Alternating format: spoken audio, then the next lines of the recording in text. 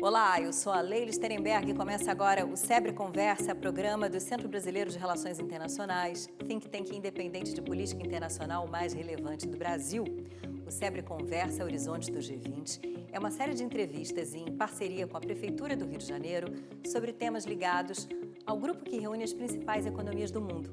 O Brasil ocupa a presidência rotativa agora em 2024. O Rio de Janeiro vai receber a cúpula dos chefes de Estado em novembro, mas também reuniões dos chamados grupos de engajamento, que reúnem diferentes setores da sociedade civil para tratar de questões que têm a ver com o nosso dia a dia. Um desses grupos é o da juventude, o Y20. Se a gente não der uma resposta para esses jovens agora, nós vamos perder talvez a última grande janela de oportunidade do Brasil e do Rio de Janeiro de fato gerar uma transformação social.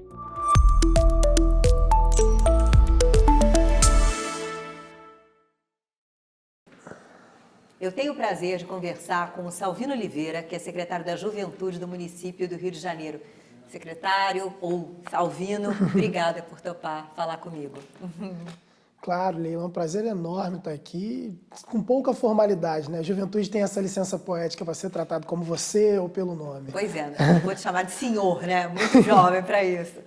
Olha só, vamos falar de Y20. Y de Youth, juventude em inglês. Mas o que é um grupo de engajamento? Como é que funciona? O que se faz num grupo de engajamento do G20? Pois bem, o grupo de engajamento, ele na verdade é um processo, né? Ele é um processo que se estende a partir do momento que o país recebe a presidência do G20 até o final, que acontece um encontro da cúpula do G20, né? E nesse processo nós temos 3 principais encontros que vão culminar no Summit, que é o encontro final. O Rio vai receber o Summit do Youth, do Y20.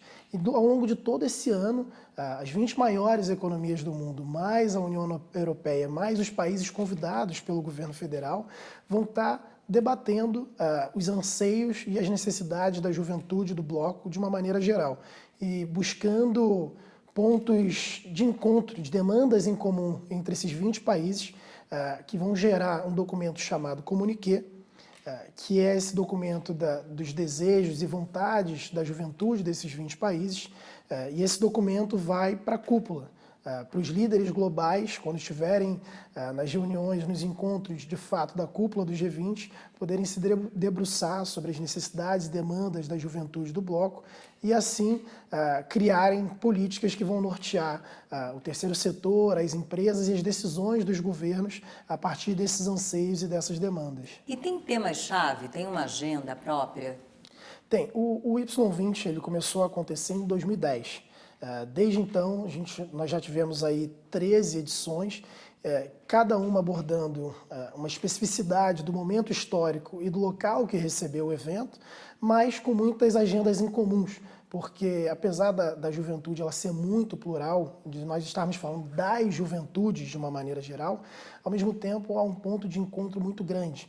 Então aqui no Brasil, por exemplo, nós temos, claro, os temas que já são caros ao governo federal, como governança global, como transição energética, mas também tem os temas caros à juventude. E um dos principais temas que é ponto de encontro em quase todas as edições do Y20 é, por exemplo, o futuro do trabalho, o que causa muito medo e anseio na juventude do que vai ser do futuro do trabalho em um mundo cada vez mais globalizado e cada vez mais tecnológico.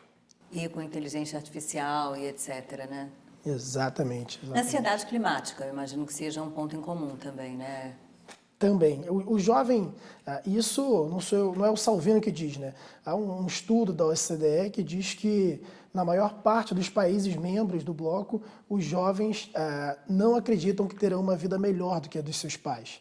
Na Espanha, por exemplo, apenas 36% dos jovens acreditam que vão ter uma vida melhor do que a dos seus pais. Saiu recentemente uma pesquisa do IBGE aqui no Brasil, em que as juventudes urbanas, né, as juventudes das capitais, quase 70% desses jovens também não acreditam que vão ter uma vida melhor do que a dos seus pais. Isso parte muito desse lugar de um medo do que vai ser o futuro, porque a gente vive num mundo, como eu disse, muito globalizado e na era da informação. Então, se explodir uma bomba na China, agora, no mesmo momento você recebe no seu celular. E tudo isso vai gerando uma certa inquietude. O mundo é um só, a gente não tem um plano B.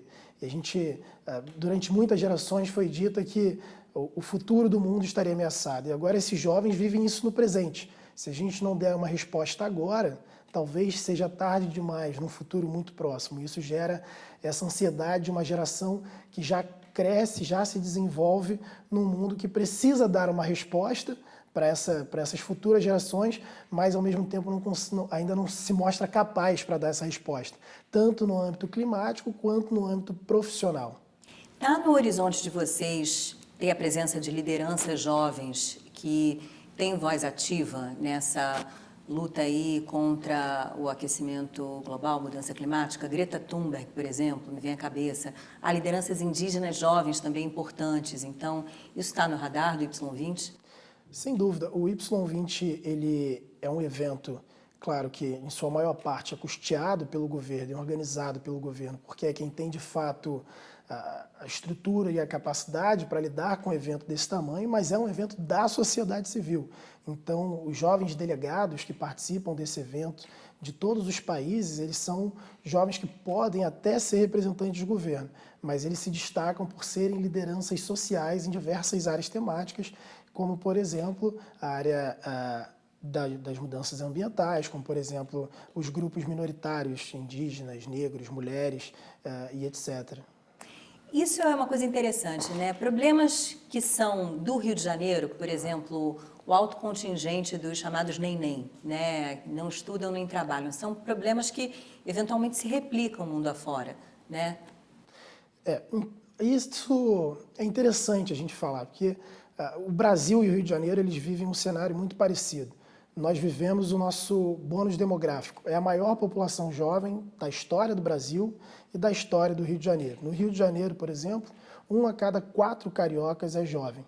Mas também convivemos com alguns dos piores indicadores de juventude da série histórica. Como você bem trouxe, a juventude nem, ou sem, como a gente preferir falar, beira os 30%. E nós estamos falando do nosso bônus demográfico. Se a gente não der uma resposta para esses jovens agora, nós vamos perder talvez a última grande janela de oportunidade do Brasil e do Rio de Janeiro de fato gerar uma transformação social. É uma geração inteira que envelhece de maneira completamente ociosa, que se torna um problema de previdência social, um problema de segurança pública, um problema de geração de renda e, ao mesmo tempo, é um evento que aconteceu em vários outros países do bloco, mas que foi, eu diria, lidaram de uma maneira mais séria, né? Mas ainda assim é um desafio.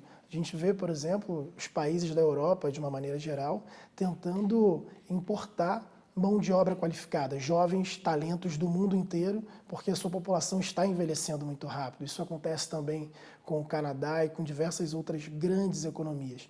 Acho que o ponto-chave disso é entender que hoje o principal ativo do mundo é a juventude bem qualificada. E há uma disputa globalizada por essa juventude bem qualificada. E esses países, eu diria, da Europa ou do norte global, eles já entenderam isso e criaram políticas e sistemas de políticas de juventude muito bem estruturados, não só para qualificar a sua juventude, como também para evitar que a sua juventude evada dos seus países, que não tenha uma evasão intelectual, e ao mesmo tempo para cooptar as juventudes talentosas de outros países. Então, é o momento do Brasil e do Rio de Janeiro, de fato, decidir o que ele quer para daqui a 10, 20 anos. E é muito importante que a gente tome essa decisão, porque, como eu disse, as tecnologias avançam cada vez mais rápido e o mercado de trabalho também. Então, se a gente pegar um exemplo, não sei, hoje de uma psicóloga, ela não precisa mais estar numa sala, ela pode estar em Portugal fazendo atendimento sem gerar nenhum imposto para o Brasil, sem gerar nenhum posto de trabalho para o Brasil. E essas são dinâmicas que vieram para ficar, e são os desafios do século XXI.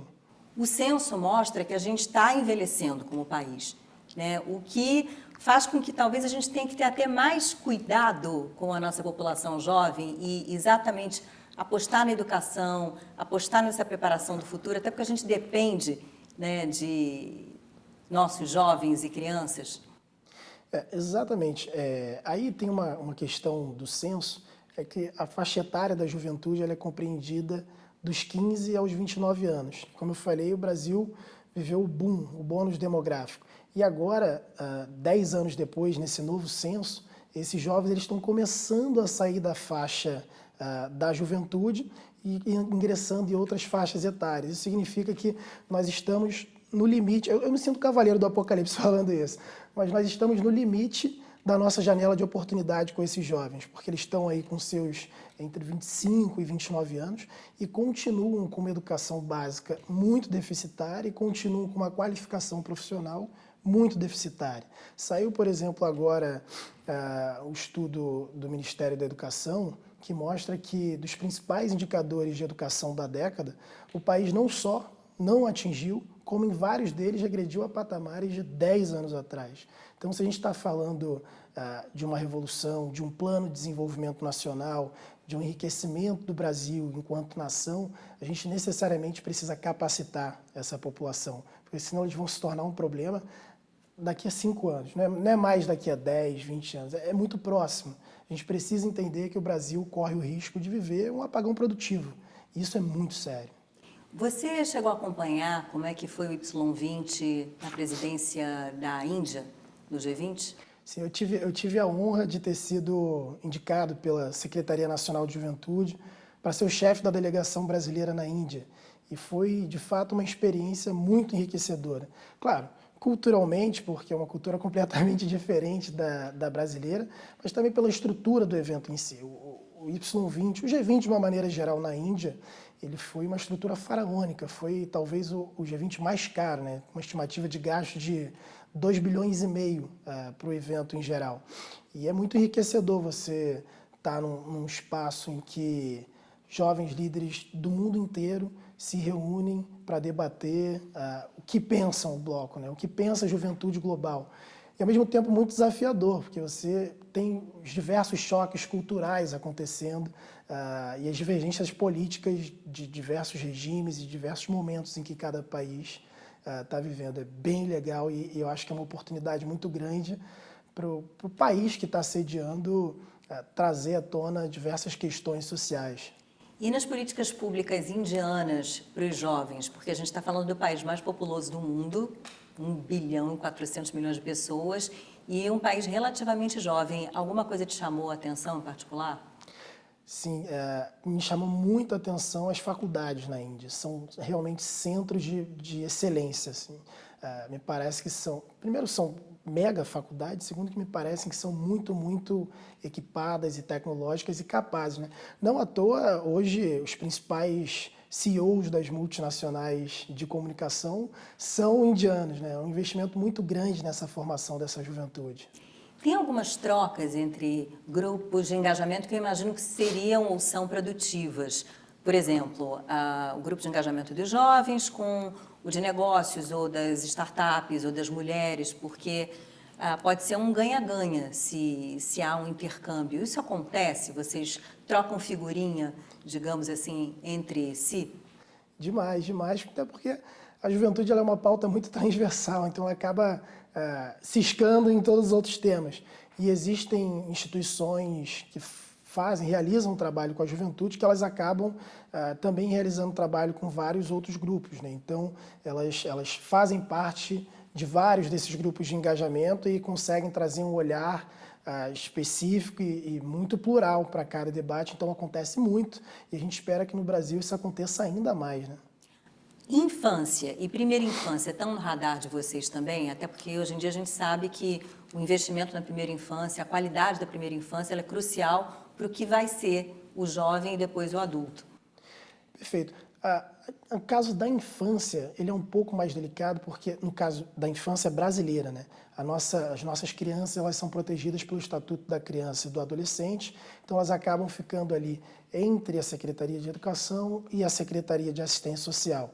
O que a gente tenta fazer é, no limite da primeira infância, conseguir criar uma rede de apoio para receber esse jovem quando ele entra na adolescência e, de fato, na juventude, que seja capaz de acompanhar determinadas situações que, no geral, acompanham esse jovem até a sua fase adulta, né? Então, quando a gente está falando de capacitação para o mercado de trabalho, quando a gente está falando de saúde mental, que é um tema muito caro para a juventude hoje, então a gente acaba preparando esse terreno para receber esse jovem da primeira infância. E o Y20, ele trata de infância também ou não? Não, o Y20 costuma tratar especificamente da juventude, em especial da juventude do jovem adulto. Segurança pública é um problema no Rio de Janeiro, é um problema em várias cidades brasileiras, e a gente sabe que isso tem impacto direto na juventude, né? Porque o jovem vai para o crime, porque não tem outra perspectiva de vida, aquele jovem que recebe a bala perdida, sempre entre aspas, da polícia, naquela operação malfadada. Como é que você vê essa questão? Segurança pública é um tema muito caro para a cidade, para o estado do Rio de Janeiro, mas eu acho que vale a pena recomeçar de um outro ponto. O Rio está longe de ser a cidade ou o estado mais violento do Brasil e também longe de ser uma das mais violentas da América Latina. Acho que a gente tem, claro, nós temos um problema de segurança colocado, mas também tem um problema narrativo colocado que, como o Rio ele acaba sendo a vitrine do Brasil para o mundo, tudo que acontece no Rio reverbera muito mais. Mas se você for olhar o índice das cidades brasileiras com maior taxa de violência, o Rio está longe de ser a cidade brasileira. De toda forma, em se tratando da violência que de fato acontece, ela é sistêmica no Rio e a gente precisa lidar com um olhar muito multidisciplinar, né? Porque não basta você colocar o balde embaixo da goteira. Se você não tratar a origem da goteira, você não soluciona o problema. Então não basta apenas fazer a operação policial. Você precisa lidar com as questões que levam o jovem a esse lugar. E o Y20, como é um debate de juventudes do mundo inteiro, em que o mundo vai estar olhando para a cidade do Rio de Janeiro nesse momento, é um momento muito interessante dos nossos líderes políticos e líderes sociais olharem para a questão da segurança pública e como ela atravessa a vida do jovem, em especial do jovem negro na nossa cidade, para construir um plano de segurança pública que seja capaz de lidar com as demandas desse momento. Assim como as Olimpíadas foram, a Copa do Mundo foi, esse também é um evento de grande porte que nos dá a oportunidade de colocar para a sociedade um debate que é tão importante e tão caro. Porque se a sociedade não participar desse debate, se a sociedade não se inteirar e não discutir o nosso modelo de segurança pública no formato que ele está, não tem solução. Então precisa ser de verdade um pacto, eu sempre digo isso, um pacto de defesa dos direitos das juventudes. Mas esse pacto tem que envolver o poder público, a sociedade civil, os jovens, que são os protagonistas dessa história, e as lideranças. Tem que ser todo mundo unido em defesa do direito da cidade, do futuro da cidade do Rio. E você acha que cooperação internacional cabe também? Porque, às vezes, os problemas de segurança pública são diferentes em diferentes partes do mundo. Às vezes, eles têm semelhanças também. Então, você acha que esse diálogo, essa troca, ela pode ser frutífera? Sempre é porque experiências de como lidar com a segurança pública acontecem a todo momento em todos os países do G20 e em todos os outros. Então a gente tem uma experiência bem sucedida na Colômbia, a gente tem uma experiência que está acontecendo, por exemplo, em Honduras, que eu não faço juízo de valor aqui, mas que está acontecendo. Então esse encontro ele é sempre um momento de troca muito importante para todas as temáticas e pode enriquecer muito o nosso olhar, né? Quando você tem, por exemplo, países de todos os cantos do mundo debatendo uma temática, é claro que vai ser uma coisa muito mais diversa e com potencial construtivo muito maior. Tem um país que você acha que sirva assim de role model, né, de modelo, né? Olha, a gente tem que perseguir tais e tais políticas que foram aplicadas em tal lugar ou é uma mistura? Por exemplo, me ocorre a revolução que aconteceu na Coreia do Sul com a educação, né? Que bons exemplos você pensa aí pelo mundo para políticas públicas para a juventude? Olha, o que aconteceu na Coreia do Sul é de fato um exemplo histórico para o mundo inteiro, mas ao mesmo tempo o mundo estava em outro momento, né? De toda forma, eu acho que cada país ele consegue agregar nessa construção de um ideal, de uma política, de um sistema nacional de política pública. O Brasil de alguma maneira, já fez muito pela sua juventude.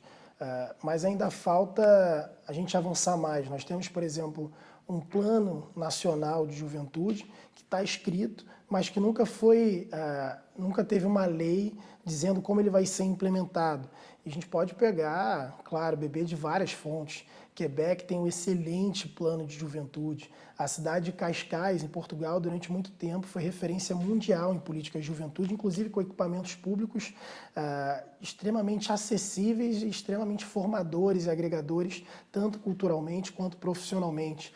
A China tem uma juventude partidária extremamente mobilizada e que participa dos debates nacionais e locais de uma maneira muito ativa. Então, acho que cada país consegue, de alguma maneira, trazer para o Brasil pontos que foram bem-sucedidos e pontos que foram mal-sucedidos, porque até no erro do outro, acho que talvez principalmente no erro do outro, a gente consegue aprender o caminho a se seguir. Mas o Brasil, eu diria que é um país muito único, então é beber de todas as fontes possíveis para conseguir construir uma coisa com cara de Brasil e, claro, principalmente para nós, com cara de Rio de Janeiro. A gente tem um debate nesse momento no Brasil a respeito do nosso ensino médio, né? Porque houve uma tentativa de mudança, daí um passo atrás. Como é que você vê essa discussão? E também no âmbito da cooperação internacional, né? O que a gente pode ganhar ao dialogar com outros países e suas experiências para essa faixa etária, para o equivalente ali ao ensino médio? Pois é, quando a gente faz o comparativo, né? Hoje, a cidade do Rio, ela tem a maior rede pública de educação da América Latina. São mais de 600 mil estudantes no ensino fundamental. Quando a gente vai para o ensino médio, aí começam os problemas. E essa mudança do ensino médio, da forma que ela se deu, fracassou. Fica claro para todos que fracassou, porque você tem ali uma grade curricular que foi muito flexibilizada e que você tira matérias fundamentais, tira horários de português, matemática, geografia e história e acaba elencando ali algumas matérias que muitas vezes não fazem sentido. Então surgiram casos de turma de confeitaria numa cidade que não fazia sentido aquilo. Enfim, eu acho que a educação ela é um tema muito estratégico para o desenvolvimento nacional. Então ela precisa ser primeiro, muito debatido com a sociedade, o nosso modelo de educação, e segundo, muito bem construído com especialistas e verticalizado no sentido de que o governo federal deve dar o norte de como deve ser a base da educação no Brasil, e a partir do norte do governo federal, os estados têm que adaptar as suas realidades, porque se o Brasil quer, de fato, se tornar o país do futuro, que é a promessa desde o século passado que surgiu nos livros, a gente precisa investir em educação. Esse é o nosso grande desafio. E para isso nós precisamos entender aonde nós queremos chegar, para onde vai a nossa educação. Para daí sim começarmos a falar de investimento, começarmos a falar da grade curricular. É importante saber para onde a gente quer chegar e traçar o caminho para lá. Você vê dificuldade em engajar o jovem no debate nesse momento de bolha de internet, rede social, individualismo? É difícil atrair o jovem para esse debate, que é político em última instância? É um desafio duplo. As bolhas das redes sociais, elas têm um malefício muito grande, porque o jovem a todo momento ele é bombardeado por um nível altíssimo de informação. Não à toa o slogan da rádio era em 20 minutos tudo pode mudar e passou para 1 minuto tudo pode mudar, né? E ao mesmo tempo esses bombardeios eles são cada vez mais segmentados, né? Então vai aprisionando aquele jovem numa lente específica, numa forma específica de olhar o mundo. Mas o segundo grande desafio é também como as instituições, de uma maneira geral, comunicam com esses jovens. O colégio, por exemplo, hoje, para muitos dos jovens deixou de ser atrativo porque ele não consegue se comunicar com a dinâmica atual dessa juventude. Mas não só o colégio. Não à toa, isso também é um dado do IBGE, as instituições brasileiras nunca tiveram tanto descrédito como tem atualmente. Claro, por todo o processo político que o país viveu nos últimos 10 anos, mas também porque elas perderam muito da capacidade de se comunicar com essas pessoas. E os movimentos estudantis também, e os movimentos representativos de classe também. O mundo atravessa um momento de transição muito grande. E, ao mesmo tempo, nós estamos aprendendo ainda a lidar com essa transição, o que torna tudo mais difícil, porque o jovem ele já nasce imerso nesse universo, ele já sabe como funciona. Então, é a gente que tem que se atualizar para conseguir falar com esses jovens. Como é que você chega, identifica as lideranças políticas que têm voz no Y20? Cada país tem uma instituição, uma organização da sociedade civil que já faz essa seleção. Então, eles fazem a partir de critérios próprios de cada país essa seleção, e no caso do Brasil não vai ser diferente. No caso do Brasil, o que se desenha é que isso ainda não foi fechado, mas é o que tudo indica, o Conselho Nacional de Juventude vai criar um edital de chamamento para selecionar esses jovens a partir de critérios de representatividade regional, para o Brasil ser bem representado no evento, mas também de temas caros ao Brasil no Y20, de representação da sociedade. Então, mulheres, negros, indígenas, que são muito importantes para trazer a visão de Brasil, de fato, como ele é. União Africana, 55 países do continente africano entrando no G20. Isso é uma oportunidade um bocado rica para o Brasil, até porque tem um laço histórico ali com o continente africano, não? Muito, muito. O Brasil mantém, principalmente a partir do governo Lula, relações comerciais e culturais muito grandes com o continente africano, né? Eu acho que o continente africano é talvez o maior absorvedor do soft power brasileiro, da cultura brasileira. Então, esses países passarem a integrar o G20 é uma oportunidade do Brasil não só ter mais força para pautar as suas demandas e a sua visão de mundo, principalmente num tema que é caro ao presidente Lula, que é novo sistema de governança global, mas também uma oportunidade muito grande de troca cultural e de experiências que enriquecem a construção de políticas públicas no âmbito nacional. Uma pesquisa da Open Society Foundations mostra que em vários países do mundo existe um ceticismo dos jovens em relação à democracia. Muitos jovens acham até que ditadura é ok como forma de governo. E engajar o jovem no debate do Y20, trazer para uma discussão de políticas públicas é uma forma de exercício de cidadania e de democracia, em última instância. O Y20 ele é realmente esse grande fórum global em que as juventudes se encontram para debater, inclusive juventudes de países que não são considerados democracias, né?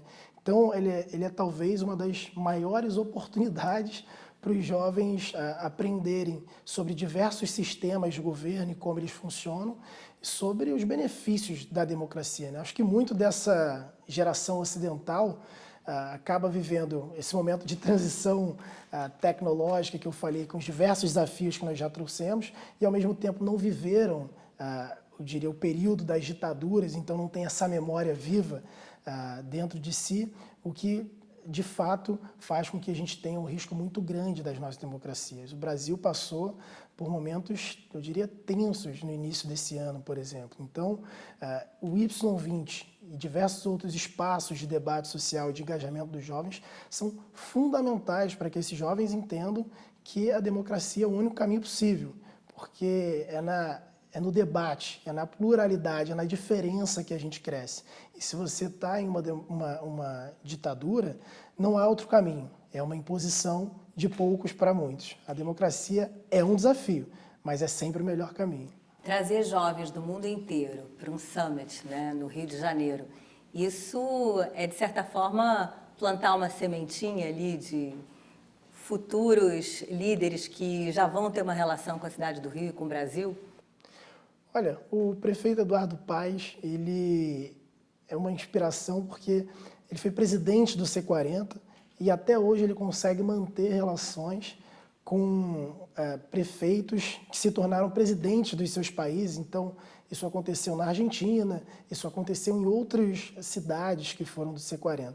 E no Y20 não é diferente. Essa juventude que vem ao Rio de Janeiro fazer o debate sobre o mundo, sobre o desejo da juventude no mundo, já são jovens líderes, já representam grandes causas em seus países e muitas vezes de maneira global. Então, não são raros os casos de jovens que participam do Y20 e passam a fazer parte de quadros de governo ou de grandes empresas. E você acaba não tem jeito, somos seres humanos, você mantém essas relações, essas boas relações. Então, além de todo rico debate que se tem sobre política e juventude, também é um rico intercâmbio cultural e geracional que enriquece de verdade, aí eu diria, todos os aspectos da sociedade. Para um jovem da periferia do Rio de Janeiro, que não tem exatamente uma vida fácil, o que você diria? Por que o Y20 importa para ele? É no Y20 que os principais líderes globais decidem o futuro do planeta. E muitas vezes pode parecer distante desse jovem esse debate, porque é na cidade que acaba a abstração da federação, né? Então, é na cidade que falta o médico, é na cidade que falta o ônibus, mas ao mesmo tempo também é na cidade que são sentidas as mudanças globais. Você pode não saber, mas quando a sua rua alaga por uma chuva torrencial fora de época, é o aquecimento global. Quando o pão está mais caro, é o dólar que está variando. E esse jovem fazer parte desse debate, ou minimamente entender a complexidade desse debate, permite ele ser cada vez mais senhor ou senhora do seu próprio destino. E, mais do que isso, permite que ele possa influenciar sobre as decisões do seu próprio futuro, da sua região. Salvino, ou secretário, muito obrigada e boa sorte para o Y20 no Rio. Eu que agradeço a você e a todos os nossos ouvintes. Obrigada pela sua companhia aqui nessa entrevista. Esse foi o SEBRE Conversa, Horizontes do G20. Até a próxima conversa.